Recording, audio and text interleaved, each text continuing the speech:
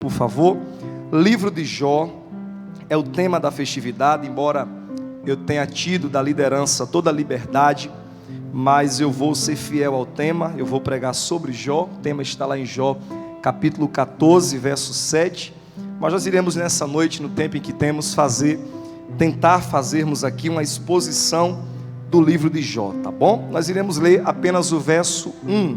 Deus abençoe o Márcio, está ali o Márcio Daniel, um amigo também. Deus abençoe sua vida, tá bom, querido? Jó, capítulo 1, verso 1, apenas a epígrafe desse livro. Jó, capítulo 1, verso 1. Quero cumprimentar também os que estão em casa. O culto está sendo transmitido, não é isso? Pelo canal da igreja. Você que está em casa também, seja cumprimentado nesse momento. Diz assim a palavra do Senhor: houve um homem na terra de Uz, cujo nome era Jó. Esse homem, ele era perfeito, íntegro, alguém que temia a Deus e se desviava do mal. Eu vou ler novamente. Houve um homem na terra de Uz, cujo nome era Jó. Esse homem era perfeito, íntegro, algumas traduções ele vai dizer reto, alguém que temia a Deus e se afastava do mal. Você pode dizer amém?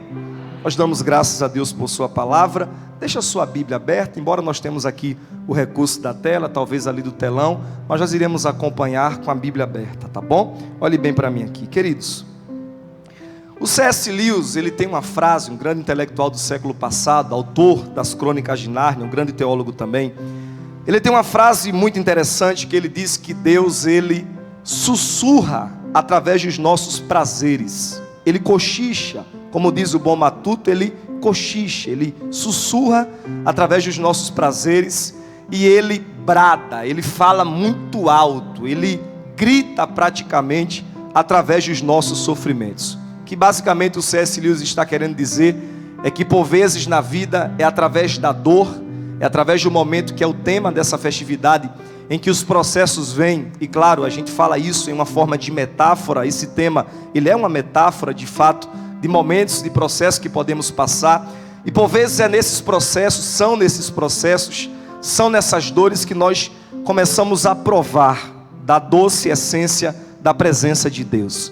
É por vezes quando a vida está nos esmagando, é por vezes quando a vida nos prega peças, nos propõe caminhos a traçar, nos prova que a vida não é uma rota linear, não é um caminho que já está totalmente traçado, retamente, uma rota com placas, com avisos. Por vezes há acidentes no caminho, há acidentes na jornada, e aí é que chegam os sofrimentos. E é exatamente nesses exatos momentos que Deus está ali como um pai, pronto para provar, mas ao mesmo tempo também como um professor que aplicou uma prova e está aguardando o aluno ser aprovado por ela. E nós estamos aqui hoje diante de uma das histórias mais belas de toda a Bíblia Sagrada. Essa aqui, ela é a famosa história de Jó. O livro de Jó, ele se encaixa em toda a Bíblia como um livro poético. Essa é a categoria dele. O livro de Jó é uma história real. Por incrível que pareça, embora que a Bíblia seja um livro muito bem resolvido quanto àquilo que é alegórico, quanto àquilo que é literal, a história de Jó, de fato, ela é uma história que aconteceu. Mesmo sendo uma história de muito sofrimento, mesmo sendo uma história que para a dramaturgia, até mesmo para a literatura normal, para você ter uma ideia, há um ateu, confesso, no Brasil, muito famoso, muito conhecido, é o Leandro Carnal. Ele dá muitas palestras, muitos aqui devem acompanhá-lo, e ele é um ateu, confesso. Ele é um homem que diz claramente que não acredita em Deus e não tem nenhum tipo de fé. E mesmo assim, na lista dos 10 melhores livros que ele leu, um homem extremamente intelectual, ele coloca o livro de Jó como um desses seus 10 livros, dos melhores que ele já leu em toda a sua vida. Então, só por aí você entende a questão literária, a questão poética, a questão profunda que há nesse livro e que há nessa história. Então, a história de Jó, com certeza, ela é uma daquelas histórias emblemáticas. Ela é uma história que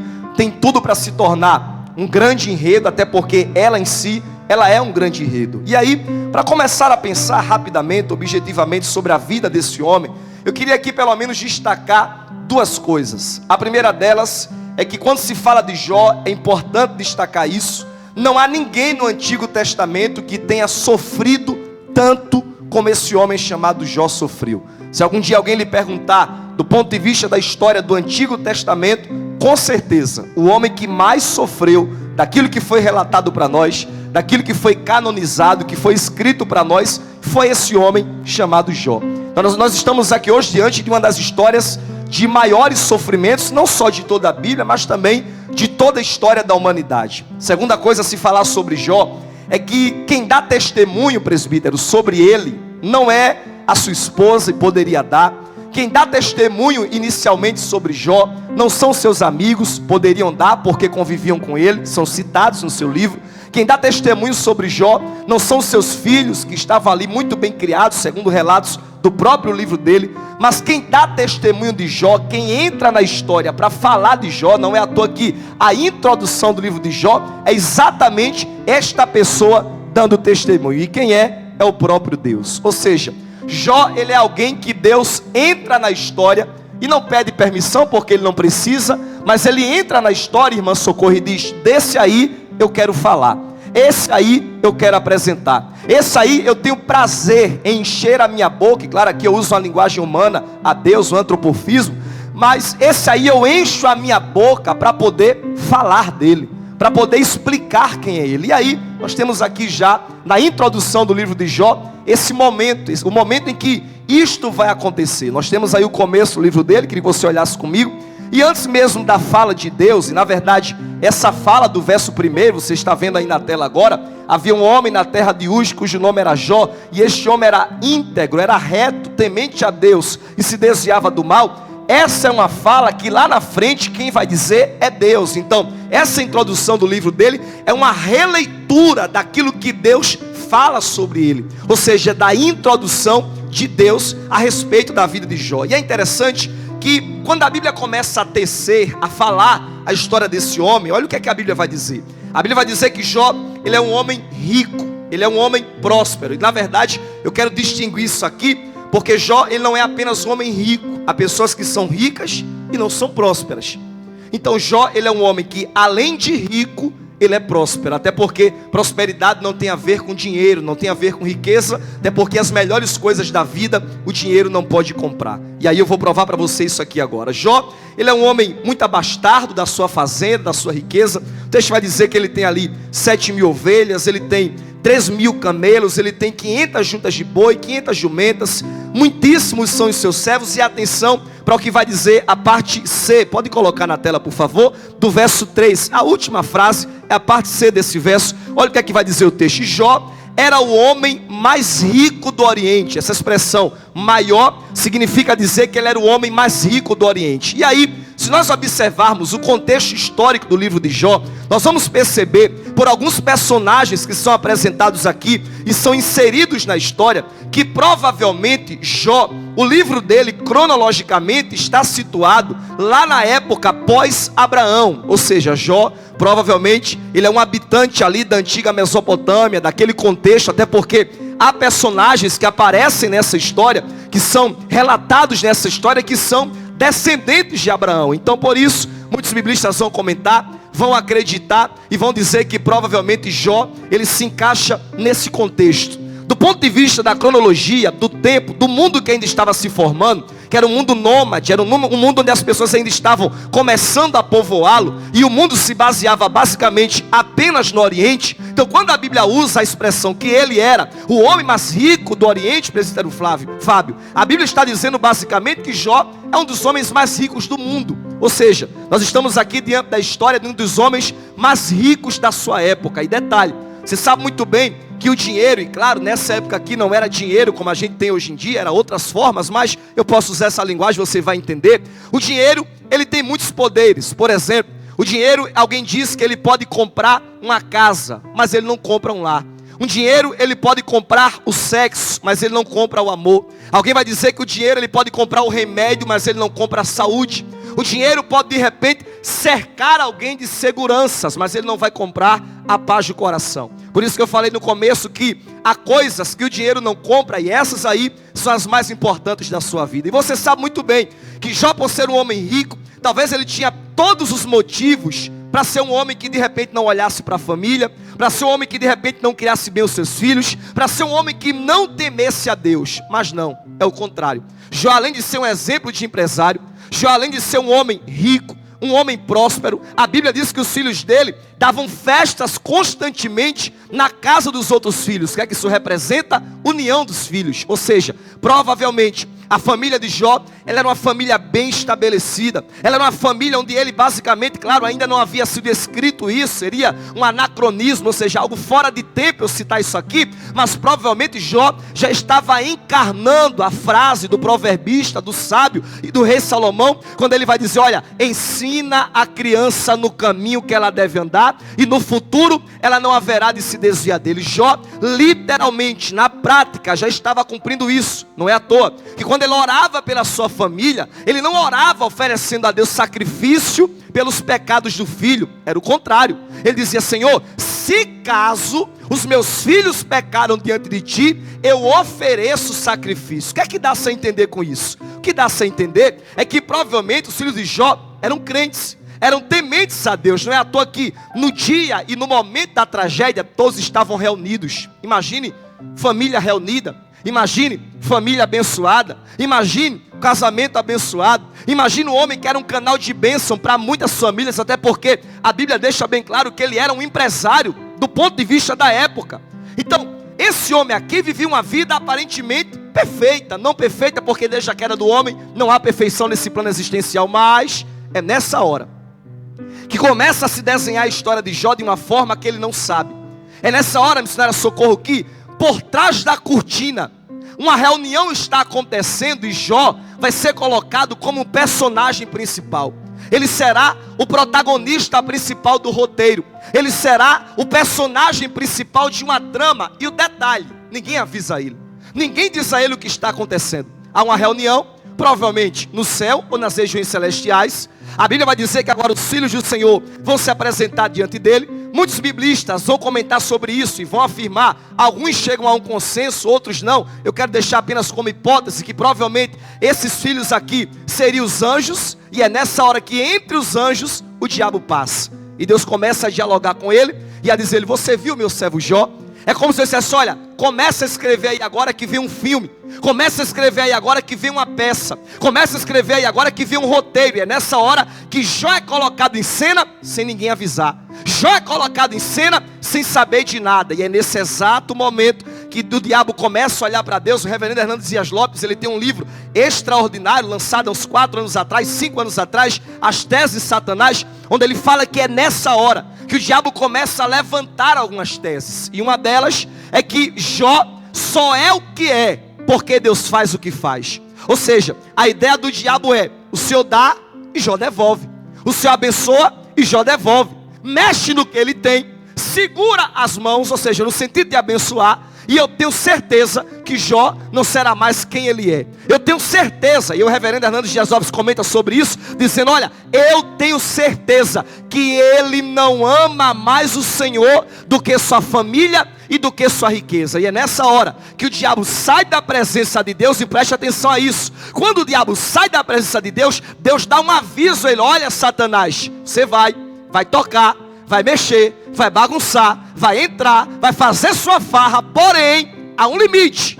Contra a vida dele, você não tocará a sua mão. O que é que eu aprendo aqui? É que toda ação do diabo, grave bem isso, toda ação do diabo, ela tem limites diante da soberania do nosso Deus. Ou seja, o diabo só vai até onde Deus deixa. Há influências malignas? Sim. Há guerras espirituais? Sim. Mas o diabo só age até onde Deus permite. Ele só dá um passo até onde Deus deixa. Como diz o reformador Martinho Lutero, o diabo, ele é como um cão na coleira de Deus. Ele pode esbravejar, ele pode ranger, ele pode latir, ele pode fazer o que for, mas sobre a tua casa, sobre a tua vida, sobre a tua família, o que reina é a soberania, é a vontade e a perfeita mão de Deus que está estendida sobre ela, apesar das batalhas espirituais. Você pode dizer para alguém, a repetição é pedagógica, diga assim ele, toda ação, não, quem me é gato, você vai falar, diga,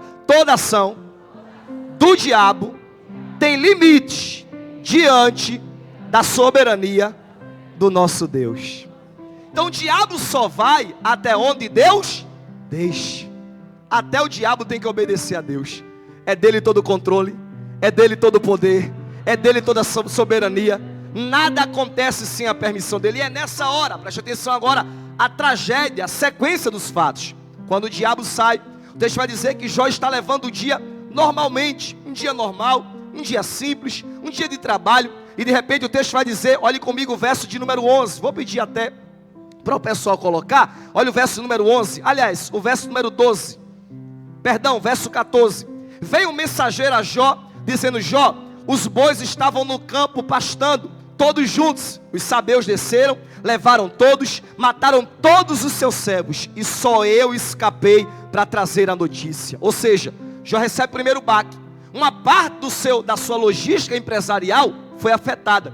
Uma parte dos seus negócios foi afetada. Quem aqui é empresário sabe que muito bem, querendo ou não, você está à mercê de alguma situação fortuita, de alguma situação ocasional. Uma tragédia pode acontecer, uma carga pode ser roubada, algo da área do seu trabalho pode dar errado. Isso pode acontecer normalmente. Quando Jó recebe a notícia, ele segura, ele entende, é um dia mau, mas daqui a pouco o texto vai dizer que entre mentes a isso. E aí observe a sequência desse verso 16, enquanto ele ainda estava falando, ou seja, o que trouxe a primeira notícia, enquanto ele ainda estava falando, olha o verso 16, veio outro e disse: Jó, deu um fogo do céu, matou todas as tuas ovelhas. Eu imagino, claro, não havia essa frase na época, mas eu imagino Jó pensando: um raio não cai duas vezes no mesmo lugar, mas esse dia caiu. Jó já começa a ligar a antena na sua mente e perceber, tem algo errado. Esse dia aqui não é um dia normal. Essa situação aqui não é uma situação simples. Aí vem a terceira notícia, 17. Enquanto ele ainda estava falando, ele quem? O da segunda notícia. Veio outra dizendo que os camelos foram embora, roubaram os camelos, mataram os servos. Eu imagino Jó dizendo: pronto, perdi tudo que eu tinha. Ele perde as finanças, ele tem um abalo empresarial, ele perde toda a sua fonte de renda, ele perde basicamente tudo. E agora é que vem o maior baque. Porque Jó está ali pensando: perdi muita coisa, mas tenho meus filhos. Perdi muita coisa, mas tenho minha família. Eu perdi muita coisa, mas eu tenho o povo da minha casa. Então minha família é a base. A família vai bem, tudo vai bem, porque família unida, eu posso até rimar aqui, jamais será vencida, porque família é o maior projeto de Deus na terra. Porém, enquanto Jó ainda nem tem tempo de pensar nisso, vem alguém dizendo: Jó, um vento deu na casa do teu filho mais velho. E os teus 10 filhos, 3 moças e 7 homens, estavam todos reunidos. Se casados, estavam os filhos, os netos. Se casados, estavam as noras, estavam os genros. Toda a família basicamente reunida. Só sobra Jó e a esposa. E a notícia vem: o vento deu nos 4 cantos. Isso é uma linguagem arquitetônica. Ou seja, 4 cantos, aqui é uma linguagem também da engenharia, está querendo dizer que mexeu na estrutura. E o teto fez o quê? Desabou.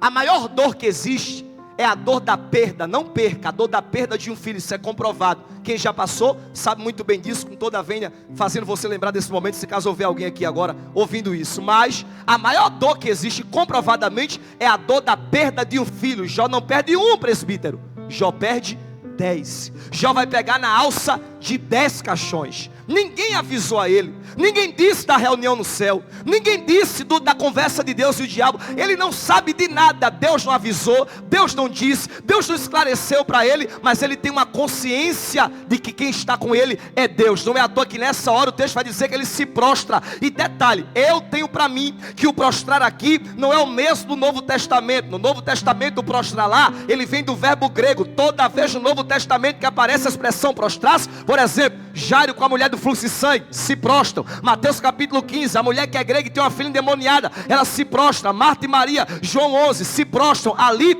o verbo grego é proscrineu, que significa adoração, é prostrar-se voluntariamente para adorar. Aqui não, aqui a vida deu uma rasteira, aqui a vida jogou Jó no chão. Mas quando Jó vai caindo no chão, ele lembra que é um Deus que deu tudo a ele, e ele mesmo deixa claro para Deus: o Senhor me deu, o Senhor tomou. Ou seja, a minha casa é dele, meus negócios é dele, meu trabalho é dele, meus funcionários são dele, tudo que eu tenho é dele. Ele dá e ele toma, porque é dele todo o poder, meu irmão. E é nessa hora que Jó se levanta, e o texto diz no final do verso 22: em tudo isso Jó não pecou contra Deus. 2-0 para Jó. Venceu pela família e venceu pelos negócios. O tempo passa. Entrementes a isso, muito rápido, verso capítulo 2. O diabo se apresenta novamente diante de Deus. E Deus pergunta: de onde é que tu vens? E ele diz: eu venho de rodear a terra e passear por ela. E é nessa hora que o diabo se apresenta novamente, tem a conversa. Eu imagino Deus aqui agora orgulhoso, dizendo: tu viste meu servo? Tu viste como ele é crente? Tu viste que ele não está apegado ao que eu dou a ele? Tu viste que ele não está apegado aos filhos? Ele não está apegado à família, porque ele entendeu que o maior mandamento é literalmente me amar. Tu viste, Satanás? E é nessa hora que o diabo disse: eu tenho certeza que ele não ama ao Senhor mais do que a ele mesmo. E aí o texto vai dizer que o diabo sai novamente da presença de Deus, vai até Jó, toca novamente nele. E agora poderia ser qualquer doença, poderia ser qualquer outra coisa, mas a doença aqui parece-me, Daniel, que ela é estratégica. Parece-me, Márcio, que ela é uma doença literalmente para mexer no emocional dele. Por quê? Porque é uma lepra, é uma doença de pele, onde do ponto de vista da história ele tinha que se isolar, ele tinha que sair de casa, sair do convívio, ele tinha que ir para um lugar de monturo, um lugar de isolamento. E lá está Jó agora isolado, com um caco de telha rapando a sua pele. E é nessa hora que vai chegar a sua esposa, é nessa hora que vai chegar os seus amigos. E o capítulo 2 e o verso 9 vai dizer que a esposa dele disse assim: Jó, tu ainda temes a Deus, Jó? Nós perdemos os filhos, nós perdemos a nossa casa, nós perdemos os nossos negócios, e tu ainda continua retendo a tua sinceridade. Eu tenho a impressão que se a mulher de Jó entrasse em algumas igrejas, eu tenho certeza que chegaria pessoas para dizer assim: ela se retire daqui, você não foi sábia, você foi uma louca. Agora pensa comigo, primeiro, a mente da mulher é diferente do homem, sim ou não? Sim ou não? A conjuntura da mente feminina é totalmente diferente da do homem. Para você ter uma ideia, há estudos que dizem que o homem fala por dia cerca de 3.000 palavras. Sabe quantas a mulher fala? 6 a 7.000. Tem delas que fala 10. Então a mente da mulher é diferente. É ou não é, irmãs? A mulher não é mais sensível? A mulher não sente mais as coisas? A mulher não é mais frágil? Por vezes a mulher não é mais emocional? Então imagina comigo, alguém avisou essa mulher da conversa do céu? Alguém disse a essa mulher que a prova era do marido dela? Alguém disse a essa mulher que por trás Deus estava torcendo para a vitória de Jó? Claro que não. A mulher não sabe nada. E detalhe, a luta não é dela, a luta é de quem? Dele. O processo não é dela, o processo é de quem? Dele. Na linguagem bem de crente mesmo, a prova e o deserto não é dela, a prova e o deserto é de quem?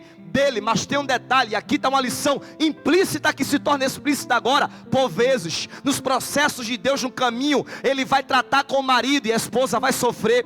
Ele vai tratar com a esposa e o marido vai sofrer. Ele vai estar tratando com os filhos e os pais vão sofrer. E às vezes, se você não tiver paciência, você vai colocar para longe quem Deus quer perto. Por um momento de fúria, um momento de agonia, um momento de luta, um momento de dificuldade, você pode perder pessoas que Deus colocou do seu lado. Então Deus está falando aqui hoje com homens e mulheres, talvez maridos e esposas, que Deus está no processo com o marido e a esposa está sofrendo. Deus está no processo com a esposa e o marido está sofrendo. Eu vim dizer para você o que Tiago vai escrever na sua carta: lembrai da paciência de Jó, porque processo tem começo, processo tem meio e processo também tem final. E quando tem final, tem culto de ação de graça, tem mesa para a família, tem família reunida. Alguém está entendendo o que Deus está falando aqui hoje? Alguém toma posse o que Deus está dizendo aqui hoje? Porque eu estou pregando para homens e mulheres que talvez estão vivendo isso aqui. Deus está provando o marido e a esposa está sofrendo. Deus está provando a esposa e o marido está sofrendo. Jó não manda a mulher embora. Jó não acaba casamento. Escuta, Jó não destrói sua família. Por quê? Porque é momento. Vale foi feito para passar. Ainda que eu passe pelo, então vale foi feito para, luta foi feita para, processo foi feito para. Eu vim dizer para alguém aqui hoje: vai passar. Vai passar. Vai passar. Eu sinto Deus aqui nessa noite. Estou pregando para homens e mulheres que talvez estão vivendo processos, questionando a Deus, interrogando a Deus, perguntando a Deus, dizendo a Ele muitos porquês. Mas Deus está dizendo aqui hoje, não é para entender o porquê, é para lá na frente dizer para quê. Para quê o quê? Para que meu nome seja glorificado na tua vida e glorificado na tua história. E aí Jó manda a mulher se afastar, continua no processo dele, e é nessa hora que vem os amigos. Quem tem amigo, Márcio, como o de Jó, não precisa de inimigo. Alguém disse que ele tem 3 amigos, ele tem 4. Já estou encerrando. Jó tem 4 amigos: Bildade, Zofar, Elifaz. Esses são os 3 famosos. O quarto é Eliú. Do ponto de vista da idade, ele é o mais jovem. Mas mesmo sendo o mais jovem, ele é o que dá o melhor conselho. Ele é o que dá a melhor palavra. Ele é o que dá a melhor instrução. Por quê? Porque idade traz experiência, mas maturidade vem com entrega. Tem muita gente com 30 anos que tem a mentalidade de 13. E tem gente às vezes com 15, 16 anos que já tem uma mentalidade avançada. Por quê? Porque amadureceu com a vida. E aí agora, os amigos dele vêm, e atenção a esse processo. Quando os amigos de Jó aparecem, a Bíblia vai dizer que eles vão ficar a uma distância de Jó, em silêncio. Que contexto é esse? Na época, havia uma crença espiritual que dizia: se o homem está sofrendo, provavelmente ele pode estar sendo provado por Deus. Se ele está sendo provado por Deus, os seus amigos darão um jejum em panos de saco, em roupas de saco, nem cinzas, em silêncio. Não irão dizer nada por 7 dias. Não tem as campanhas que geralmente a gente faz? Uma semana de oração, uma campanha de oração. Principalmente as igrejas pentecostais tem muito as campanhas de oração. Então, é basicamente isso. Eu vou fazer uma campanha para Deus resolver. Vou fazer uma campanha para Deus mudar. Eles fizeram a campanha. Há problema nisso? Não. Fizeram um propósito. Há problema nisso? Não. Só não entenderam uma coisa. Não é a campanha. Não é o propósito. Não é o que eu faço. Acima da minha campanha, do meu propósito e daquilo que eu faço, está a vontade de Deus.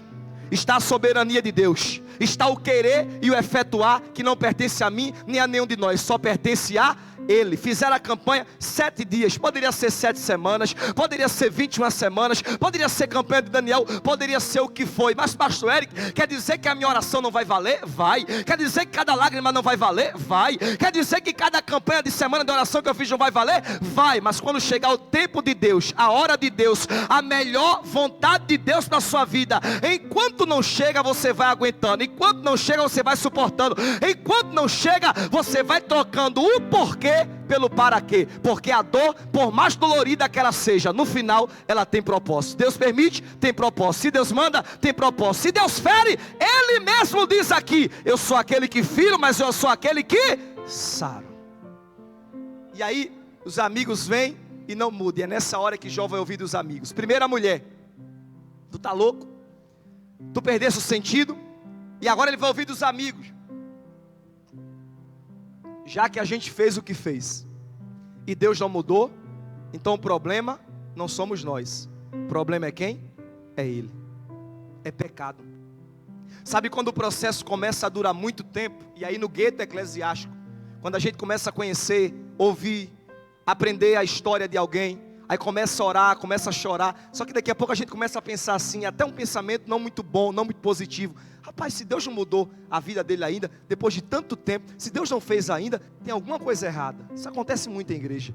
Ah, se Deus não fez ainda, deve ter pecado aí, deve ter problema. E às vezes há pessoas me ouvindo aqui hoje que talvez tenham ouvido isso, que talvez tenham escutado isso. Porque às vezes há processos que demoram e as pessoas querem determinar o tempo de Deus para a sua vida. Há processos que demoram e as pessoas querem dizer quando é que Deus vai agir. Querem ensinar a Deus a trabalhar. Querem dizer quando é que Deus vai fazer.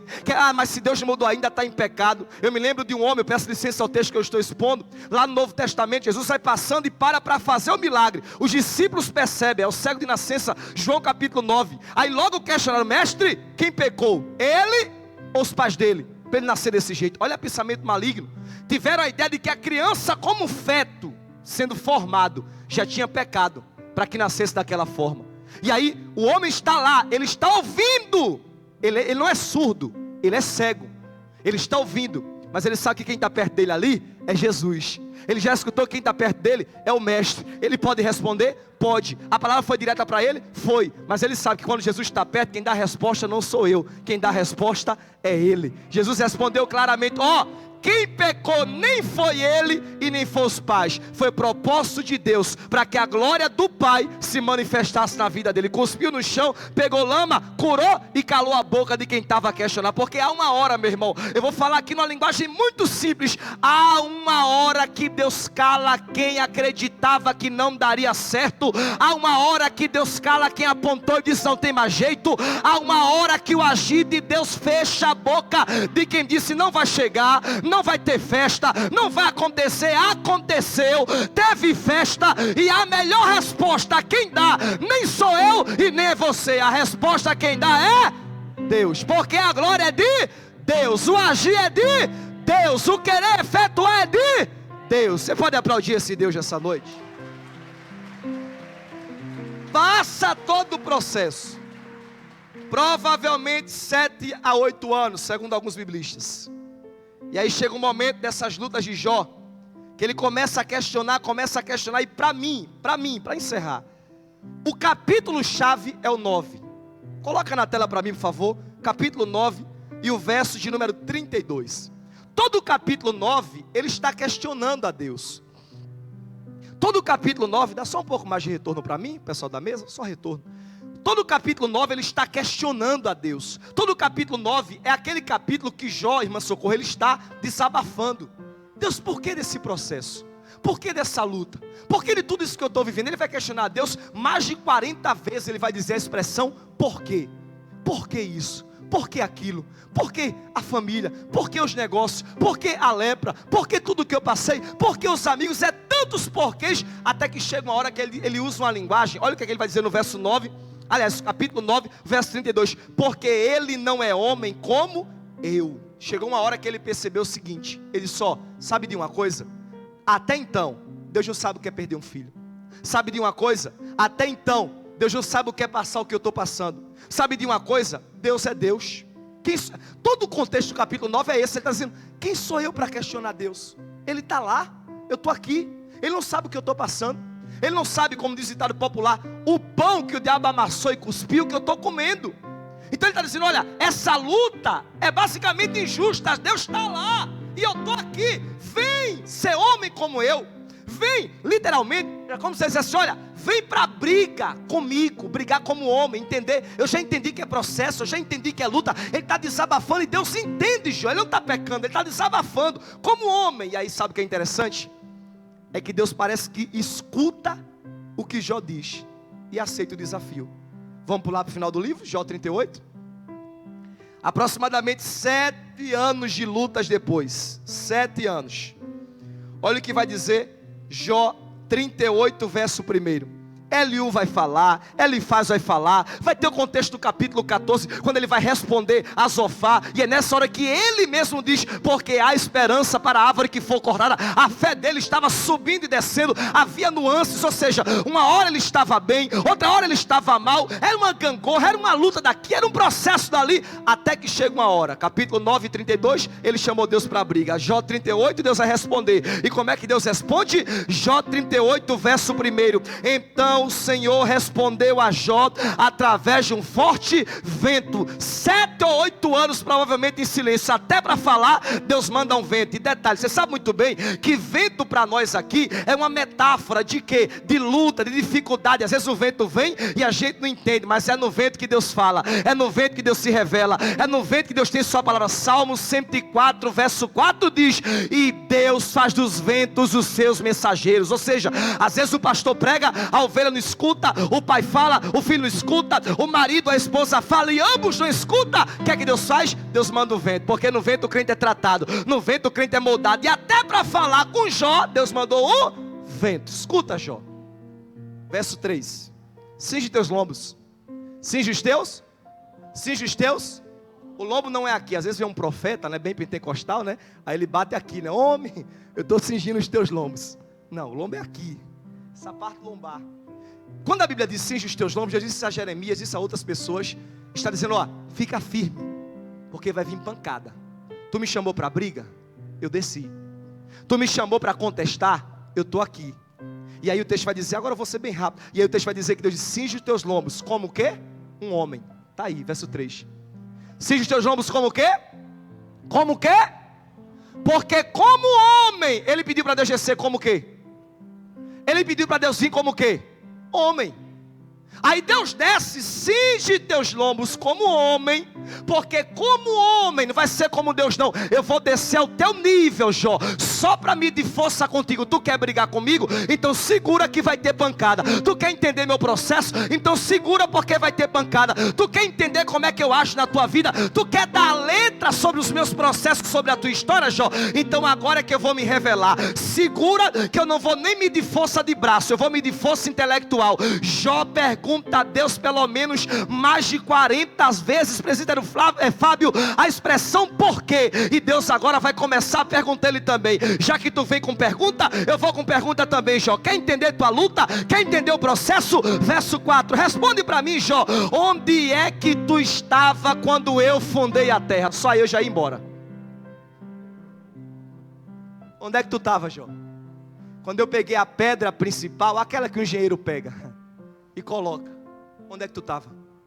Jó, verso 4, responde para mim, Jó. Verso 6, verso 5, Jó, responde para mim, quem colocou as medidas da terra? Jó, responde para mim, quem colocou as medidas do mar? Quem amarrou os fundamentos da terra? Jó, responde para mim, onde é que tu estava quando as estrelas d'alvas cantavam o meu nome? Jó, responde para mim, Jó, quem é que fechou o mar com as portas? Verso 8, quem pegou o mar e disse assim para as ondas, até aqui não mais adiante? Jó, se fosse pelo mar, ele já tinha ido até a terra. Você nunca parou para pensar, porque as ondas do mar não ultrapassam a terra? É no livro de Jó que Deus diz, quem coloca limite nas ondas do mar sou eu. Quem vai na profundeza do abismo e fecha a madre do mar sou eu. Quem colocou o fundamento da terra foi eu. Ele está perguntando e ao mesmo tempo respondendo. Jó, tu não sabe, eu sei. Tu não pode, eu posso. Tu não é, eu sou. Tu não tem, eu tenho. Tu não vai, eu vou. Tu não pode, eu posso. Jó, não há o que questionar. Diga para o seu irmão, diga ele, Deus. Não, quem me é gato, fale, diga Deus. Não cabe na tua cabeça. E é nessa hora que Jó chega no capítulo 40 e ele diz assim para Deus, Deus, para, 41, Deus, para, eu coloco a mão na minha boca. Ou seja, o que é que Jó está querendo dizer para Deus? Deus, não precisa falar mais, eu não quero saber, Senhor, pode parar. Capítulo 40 de Jó, verso 13, então Jó respondeu dizendo, eu sou vil, eu sou pecador, como é que eu vou te responder? Eu vou colocar a mão na minha boca, eu não sei de nada, Senhor, é o Senhor que sabe. Eu questionei até hoje, não vou questionar mais. Não tem como brigar com Deus, na briga com Deus quem ganha é Ele. Mas tem um detalhe, quando Deus ganha, ninguém perde, só perde o diabo. Como Ele não é ninguém, então quando Deus ganha pode ficar certo. É Jacó lutando, quem ganhou? Deus. Então quem ganhou também? Jacó. É você lutando com Deus, quem vai ganhar? Deus. E no final quem vai ganhar também? Você. Porque vai passar o processo, vai ser aprovado e vai ver o que eu vou dizer aqui agora. Quando Jó para, Deus diz assim, Jó, seguinte, até agora eu perguntei, mas eu vou me apresentar. Jó, sabe quem sou eu, Jó? Eu sou aquele que digo para a relva, no lugar deserto, brota. E ela brota. Jó, eu digo para a mesma relva, murcha. E ela murcha. Jó, quem tem o controle do mar, do vento, do tempo, o peso do vento, a velocidade da luz, não são os homens, Jó. Só quem sabe disso sou eu. Jó, eu tenho, eu posso, eu faço, eu sou. Jó, eu já era antes de tu existir. Jó, eu já estava aqui, eu já sabia de todos os teus processos. Jó, tudo que acontece só acontece porque eu quero, só acontece porque eu mando, só acontece porque eu faço. Ninguém, não há homem na terra, Jó, que possa entender o meu caminho. Aí chega o capítulo 42 e Jó diz ao Senhor, Senhor, tá bom, eu já entendi todo esse processo para ele dizer, bem eu sei que tudo tu e nenhum dos teus pensamentos podem ser frustrados. Jó reconheceu duas coisas que homens e mulheres que chegaram aqui hoje talvez estejam precisando reconhecer: sobre a sua casa, sobre a sua vida, sobre a sua família, sobre a sua história. O Deus que você serve, Ele tem todo o poder e Ele tem todo o controle. Nada escapa da provisão de Deus. Você pode levantar as duas mãos para o céu? Levante. Como um ato de fé, receba essa palavra aqui hoje. Eu vim dizer para homens e mulheres aqui hoje sobre os teus negócios. Deus tem todo o poder e todo o controle. Sobre o teu ramo empresarial, Deus tem todo o poder e todo o controle. Sobre a tua vida espiritual, Deus tem todo o poder e todo o controle. Sobre a tua casa, Ele tem todo o poder e todo o controle. Eu não sei quais os processos que você está vivendo, mas saia daqui hoje recebendo um abraço do Eterno na sua alma e receba essa palavra. Se acalme, meu filho, porque todo o poder e controle está nas minhas mãos, diz o Senhor sobre a sua vida. Primeiro ele reconheceu que Deus tinha todo o poder e todo controle. Verso 5: antes eu te conhecia só de, mas agora meus olhos te... Gente, ser sincero comigo, essa igreja aqui é uma igreja histórica, mais de 100 anos. A igreja que tem aqui referências minhas, de história, de ministério. Pessoas que até hoje eu ainda ouço, ainda escuto. São pessoas que eu me alimento, que eu me referencio. E a gente conheceu muito homem de Deus. Eu tive o prazer na época de seminário, de conhecer de perto o Dr. Russell Shedd, Mr. Bíblia, homem de Deus. Muitos outros, Reverendo Ximenes, que passou por aqui, tem sua história aqui nessa igreja. Tantos outros, Reverendo Samuel, em memória. Tantos outros, mas seja sincero, no nosso tempo, você conheceu alguém crente como esse Jó? Alguém para Deus entrar na história e dizer assim: esse homem é reto, sincero, temente, quem fala dele sou eu. Isso é no começo, Márcio, no início do processo, mas depois de tudo que ele passou, é no final, que ele diz assim: eu comecei a conhecer Deus agora. Se Jó, que era Jó, falou para ele mesmo, que ele, mesmo sendo quem já era, começou a conhecer o Deus agora. Imagina a gente, imagina nós, imagina você, imagina eu. A criança perguntou para o pai, no livro do Gary Chapman, as 5 linguagens do amor: papai, qual é o tamanho de Deus? O pai disse: e agora? Você já deve ter ouvido essa história. O pai pegou na mão dele, mostrou um avião passando. Você está vendo o tamanho do avião? Estou vendo, é grande? Esse rapaz: é não, papai, é pequeno, cabe aqui. Pegou na mão dele, levou no aeroporto, era perto de casa. Tinha um Boeing Internacional parado, onde ele viu, encheu os olhos. Se agora, qual é o tamanho do avião? Esse papai, isso é grandão, não cabe nem nos meus braços. Mas você não disse que o avião era pequeno? Isso aqui está a resposta da sua pergunta sobre Deus. O avião lá em cima não mudou de tamanho, continuou sendo grande, só que a sua percepção sobre ele mudou de acordo com a distância. Quanto mais longe dele você estiver, menor parecerá, mas quanto mais perto, mais você vai conhecer o tamanho. Aleluia. A grandeza. Se aproxime de Deus. Essa é a mensagem que eu tenho para você nesse domingo. Se aproxime dele, conheça ele, como disse o profeta Oséias, em um tempo de calamidade. Prossigamos em conhecer o Senhor. Quanto mais perto eu estou de Deus, eu menos me preocupo com o meu amanhã, porque eu sei que no meu amanhã, quando eu me acordar, quem vai estar lá me esperando é ele, dizendo: meu filho, eu tenho 2 bengalas para você, uma delas é bondade e a outra é misericórdia. Caminha e vive mais um dia. Se precisar de perdão eu tenho, se precisar de graça eu tenho, se passar pelo fogo eu posso não te livrar, mas como eu disse pela boca de Isaías, o fogo não te queima. Se passar pela água eu posso não livrar, mas se tu for passar, a água não te afoga, o fogo não te queima, o deserto não te mata. Se for 40 dias eu cuido, se for 40 anos eu mando maná, eu mando codorna se enjoar do maná, eu mando coluna de fogo de noite, eu mando coluna de fumaça de dia, eu boto no deserto, cuido no deserto, tiro do deserto, eu boto na prova, eu tiro da prova, eu aprovo o que eu quero, porque é meu todo o poder. Esse é seu Deus. Fique de pé nessa noite. Peço perdão pelo horário. Sei que hoje é festa, a gente tem uma tolerânciazinha. Já estamos encerrando. Fique de pé. Verso 6. Jó vai dizer para Deus: Senhor, eu me abomino no meu pecado. Olha, Jó, reto. Dá para Lara cantar uma canção? Dá para Lara cantar uma canção? Dá? Lara? Jó, ele vai dizer para Deus: Senhor, eu me abomino no meu pecado. Ele vai dizer: Deus, eu me arrependo desde o pó. Por mais crente que Jó seja, Jó percebe.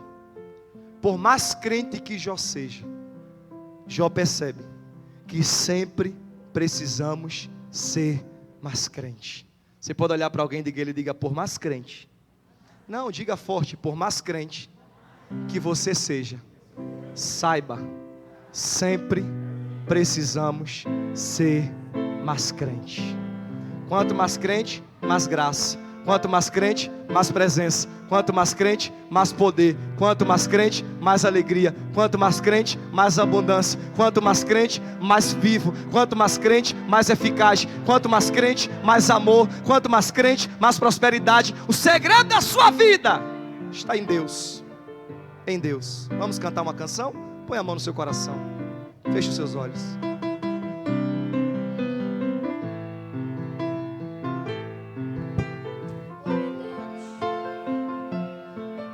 Faça uma oração, converse com Deus. Jó, como pode ainda adorar se não tem motivos pra cantar? Feche seus olhos, agora você e Deus. Abandona esse Deus e morre. Você que está ouvindo essa mensagem nessa noite, seja abraçado por Deus. Mas não adoro pelo que Ele faz, por Ele. nem menos por bens materiais. Receba o renovo dele essa Eu noite. adoro pelo que Ele é. Eu sou dele, Santo. Tudo é dele. Ele trouxe aqui hoje para renovar sonhos, renovar promessas. Já e dizer a você que todo você processo não ele tem passa. motivo. Todo processo Você ele perdeu encerra, seus todo bens, processo ele seus termina. filhos, seus amigos. E quem sabe está perto de Deus o terminar que o você processo da sua vai vida. fazer? Cante, eu vou adorar, diga. Eu vou adorar. Diga. Simplesmente adorar. Isso, cante. Eu vou adorar. Eu quero ouvir a igreja cantando. Cante, Deus me deu. Deus me deu, Deus tomou. Bendito seja o nome do Senhor. Canta, igreja. A Ele a glória. A Ele a honra. A Ele a honra. E o louvor. Cante. A Ele a Você pode erguer suas mãos aos céus. Declara, catedral congregacional. A Ele a glória. Exalta Ele que Ele renova a tua A Ele a glória. hoje. Força pra semana. A Ele a glória. Força pra sexta. A Ele a glória. A Ele merece toda a glória. A Ele a glória. Pra sempre. Amém. Vai encerrar. Toda a igreja, canta. Tua família, Deus dá. Deus toma. Deus me deu. Teus negócios, Deus Deus dá. tomou. É dele. Bendito seja o nome do Senhor. A Ele. A Ele a glória. A Ele a honra. A Ele a honra. E o louvor. Deus me deu, Deus tomou. Bendito seja o nome do Senhor. A Ele a glória. A Ele a honra. E o louvor. Repita assim comigo bem forte. Diga assim comigo: toda dor. Não, gente, vocês não aprenderam ainda. Quem me é gato. Fale. Gostou dessa, não foi? Usando louvor aí. Diga comigo: toda dor permitida por Deus, por mais dolorida que seja, no final valerá a pena. Suporta os processos. Pastor Eric, por que eu tenho que suportar? É simples. A criancinha estava no avião, o Gary Chapman também fala sobre isso. Viajando, sozinha. Às vezes quando eu viajo, às vezes eu encontro uma criancinha, um crachazinho viajando. O avião entra na turbulência, é gente orando, irmã Socorro, é gente rezando, é gente gritando, é gente clamando a deuses, tudo que pode, sua fé. E a criancinha jogando no celular. Todo mundo preocupado e ela lá jogando. Passa a turbulência, o Senhor vai até ela e diz assim: você viu a turbulência que a gente passou? Vi. Você viu a agonia? E ele vi, jogando. Você viu que a gente quase morreu? E ele vi. Sim, por que você não se preocupou? E ele calado, jogando, concentrou na hora ali. Por que não se preocupou? Ele disse: oxe, o piloto é meu pai. Quem está na cabine é papai. Quem está no controle é papai. Povo no deserto, quem estava no controle? Papai. Povo no cativeiro egípcio, quem estava no controle? Papai. Povo no cativeiro babilônico, sofrendo e apanhando igual pandeiro no samba. Quem estava no controle? Papai. Jó quebrado, quem estava no controle? Papai. Ezequiel no vale de ossos secos, quem estava no controle? Papai. Jeremias na casa do oleiro, quem estava no controle? Papai. Papai não desiste de você. Na olaria dele não tem cesto de lixo. Ele não joga ninguém fora. Eu queria perguntar nessa noite, com autorização da liderança da igreja, há alguém em nosso meio que talvez visita a igreja aqui hoje? Pastor Eric, eu ouvi essa mensagem, eu entendi o que foi pregado, eu entendi que talvez não dá mais tempo de viver longe de Deus. Talvez há pessoas que me ouvem aqui nessa noite que talvez estejam afastados. Eu hoje sou pastor ordenado, pastor auxiliar da Igreja Batista Miramar, mas eu sempre digo que eu permaneço um evangelista. São quase 25, 30, às vezes mais do que isso, pregações por mês, quase todo dia pregando, e sempre com essa veia evangelística, porque talvez há filhos aqui hoje que estão afastados, distantes, a ex-marido, infelizmente, a ex-esposa, a ex-genro, a ex-sogra, a ex-sogro, mas não tem esse filho. Filho nunca deixa de ser filho. Quando o filho pródigo volta para o pai, ele volta para ser servo. Ele volta para ser o quê? Para ser o quê?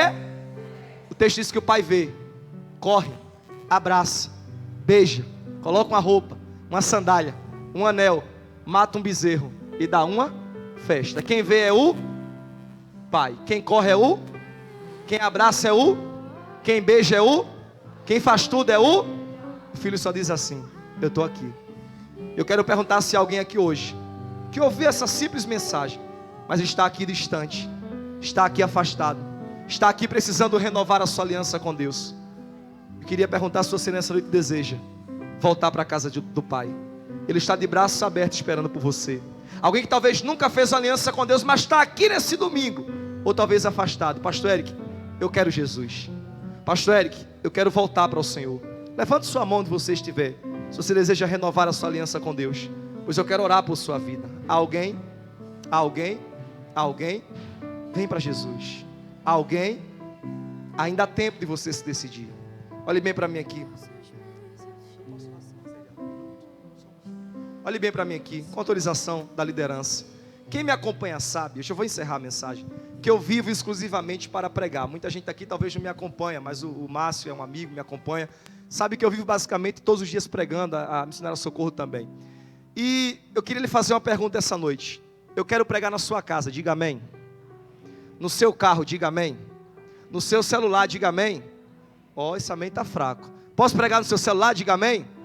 Pastor Eric, como é que o senhor vai pregar para esse povo todinho? É simples, quem me acompanha sabe que eu vivo para pregar. A minha vida é para o ministério integralmente, desde a época do seminário, há quase 9 anos atrás. Então eu vivo para pregar e ao mesmo tempo também eu vivo do que eu prego.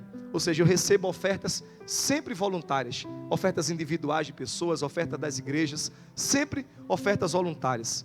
E eu também tenho meus materiais. Se você desejar, ao final do culto, abençoar minha vida, o meu ministério e também investir na sua vida intelectual e espiritual, eu tenho aqui um material muito especial, é só um. Às vezes eu andava com um kit de materiais, e esse material aqui é um MP3. Eu tenho hoje aproximadamente mais de 150 temas de mensagens gravados. Alguns eram em DVDs, outros ficaram em MP3. Hoje em dia ninguém assiste mais DVD, até tem, mas raramente assiste. Hoje mais a gente ouve. E o que é um MP3? É um CD, onde nesse CD você pode colocar no computador, copiar a faixa e jogar no seu celular, e você ouve a mensagem aonde você quiser. Ou até mesmo, se tiver um DVD, um porta-CD no seu carro, pega CD, você põe lá e você ouve. No DVD, antigamente, eu trazia uma mensagem em um DVD.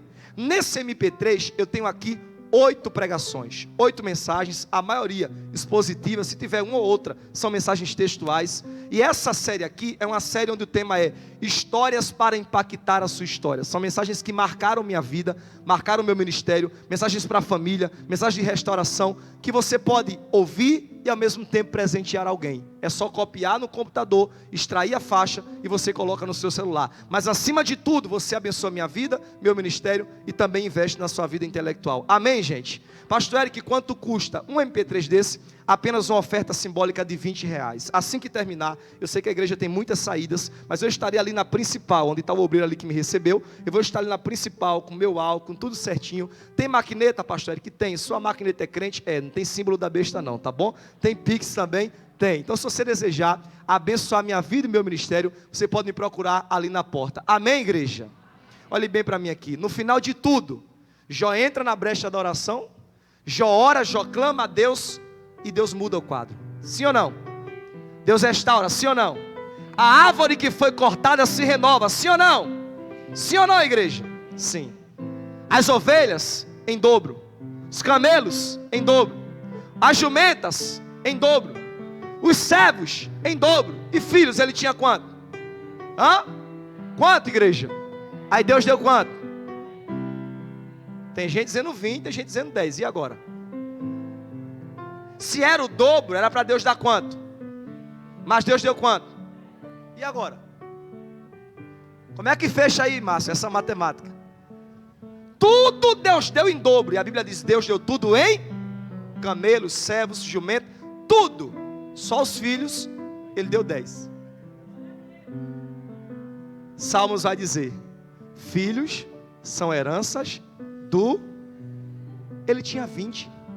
Só que 10 na terra e 10 no... Então diga ao seu irmão, fique em paz. Diga a ele, fique em paz. Porque Deus é perfeito. E o que Ele vai fazer sobre a sua vida será perfeito. Aplauda ao Senhor e Deus abençoe a sua vida em nome de Jesus.